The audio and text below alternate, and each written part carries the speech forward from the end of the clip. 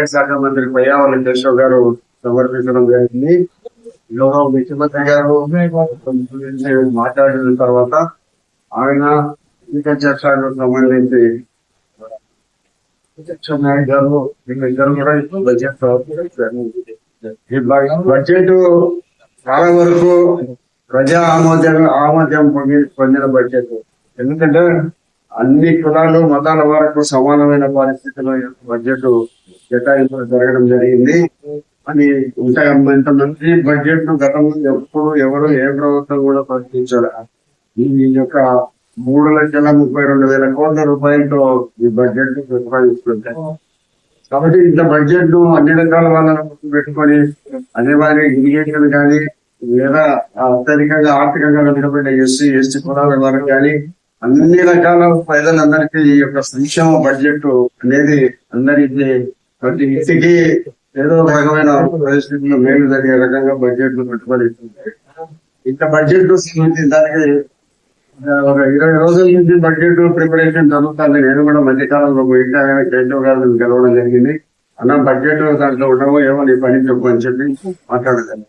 కాబట్టి ఒక 2 రోజుల కసరత్తు మీద ఈ బడ్జెట్ అంతా తయారు చేసి ఒక మంచి బడ్జెట్ ను ఆంధ్రప్రదేశ్ ప్రజలకు అందించడం లేదు.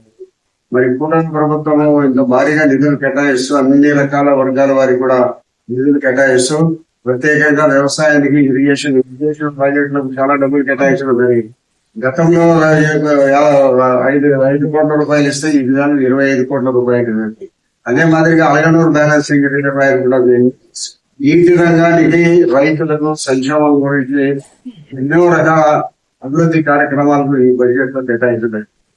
వైద్య విద్య వ్యవసాయము అదే మాదిరి ఎస్సీ వాళ్ళందరికీ కూడా రకరకాలైన పద్ధతుల్లో వాళ్ళందరికీ కూడా వాళ్ళ ఆర్థిక స్తోమతను పెంచే దానికోసం ఈ బడ్జెట్ రూపొందించబడి మంచి బడ్జెట్ కేటాయించి ఇచ్చిన ముఖ్యమంత్రి గారికి పయ్యావుల కేశవ్ ఆర్థిక శాఖ మంత్రి గారికి మరి పవన్ కళ్యాణ్ గారికి కూడా కృతజ్ఞతలు తెలియజేయాలి. ఎందుకంటే బడ్జెట్ సమావేశంలో ఆయన కూడా కొంత పాత్ర కేటాయింపుల్లో ఆయన పాత్ర కూడా ఉంది కాబట్టి ఆయన కూడా కృతజ్ఞతలు ఆర్థిక శాఖ మంత్రి గారికి కూడా కృతజ్ఞతలు చేస్తూ ఇంత మంచి బడ్జెట్ ను గతంలో ఎప్పుడు 3,32,000 కోట్ల రూపాయలు అనేది ప్రకటించడం అనేది అత్యంత అరువు.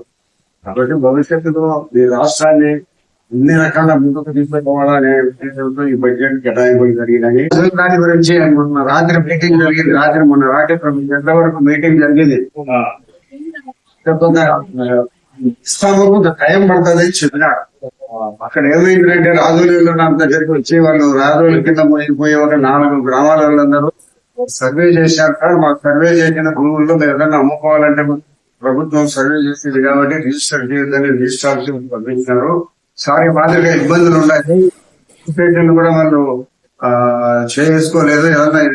ఎవరన్నా అమ్ముకోవాలా పిల్లల చదువు కోసం కానీ పెళ్లిళ్ళ కోసం కానీ అమ్ముకోవాలని కూడా వాళ్ళకు ఇబ్బందికరంగా ఉంది. కనీసం మనం కట్టలేని పరిస్థితులు అనేది మీరు ఒప్పుకునేదానికైనా మనం ఒక పర్మిషన్ ఇస్తే సరిపోతుంది.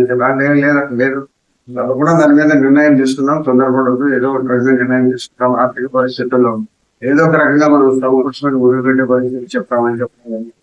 మన రాష్ట్రం మన జిల్లా ఎమ్మెల్యేలు మాత్రమే ఎవరో ఇంత భారీ ఎత్తున బడ్జెట్ మంజూరు చేసిన ప్రభుత్వాలు ఎప్పుడు లేవు.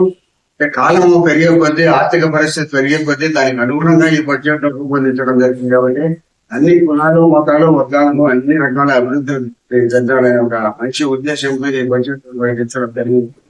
కాబట్టి మనమందరం కూడా ఇంత మంచి బడ్జెట్ ఇచ్చిన రాష్ట్ర ముఖ్యమంత్రి గారికి అదే మరి ఆర్థిక శాఖ మంత్రి గారికి ఉప ముఖ్యమంత్రి గారికి అందరికి కూడా ధన్యవాదాలు తెలియజేస్తూ ఈ బడ్జెట్ లో వివరాలు కావాలంటే మీకు అందరికి పేపర్ ఇస్తాను. దాని వివరాలనే రాయండి. నేను అకౌంట్ చదువుతా వస్తే ఎక్కువ అవుతాయి. బడ్జెట్ కడప జిల్లాతో ప్రత్యేకంగా మమ్మల్ని అందరినీ పిలిచి మాట్లాడడానికి ప్రతి ఒక్క అధికారిని కూడా సమన్వయంగా చేసుకొని జిల్లా కలెక్టర్ ఎస్పీ గారు కూడా ఉన్నారు మా మీటింగ్ లో. వారందరితో కూడా కలిసి సమన్వయం చేసుకొని జిల్లా అభివృద్ధి పదాన్ని తీసుకోవాలనే విషయం చాలా నిష్కర్షగా చెప్పడం జరిగింది. అదే మాదిరిగా మీరందరూ అధికారులందరూ కూడా పూర్తిగా మీ అభివృద్ధి కార్యక్రమాలకు మీ అధికారులందరినీ సౌకర్యించబెట్టుకోవాలని కలెక్టర్ గారికి కూడా చెప్పాలి. కాబట్టి ఈ అభివృద్ధిలో నిరంతరం